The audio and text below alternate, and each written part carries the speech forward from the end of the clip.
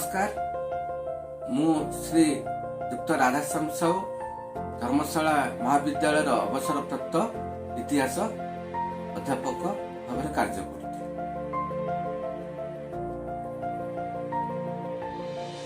वर्तमान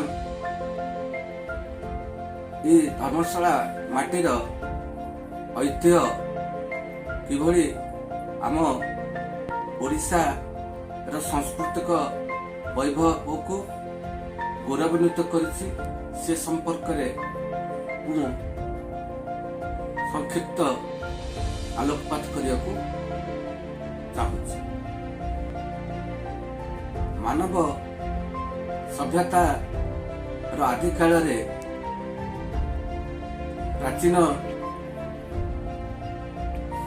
सांस्कृतिक वैभव क्षेत्र में धर्मशाला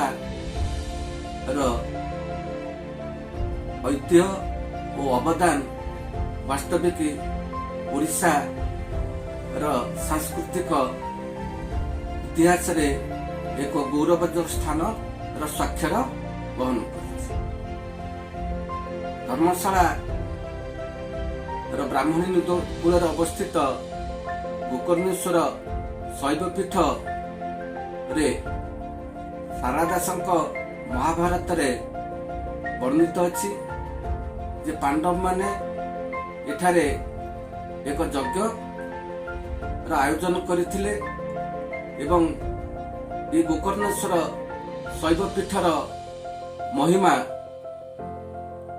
केवल जाजपुर जिले में नुहे ओडिशार सांस्कृतिक मानचित्र रे एक स्वतंत्र स्थान लाभ करिछि। भौमकर राजत्व काल रे जाजपुर थिला बौद्ध संस्कृतिर एक मुख्य पीठस्थली। ये बौद्ध धर्मर प्रसार दिगरे धर्मशाला तारापुर नेउलपुर कायमा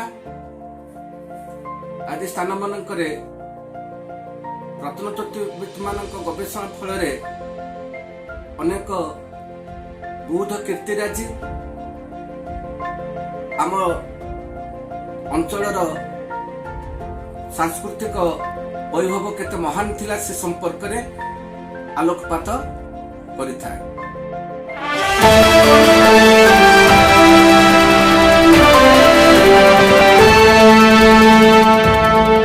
राज मीडिया साधारण लोकंक स्वर।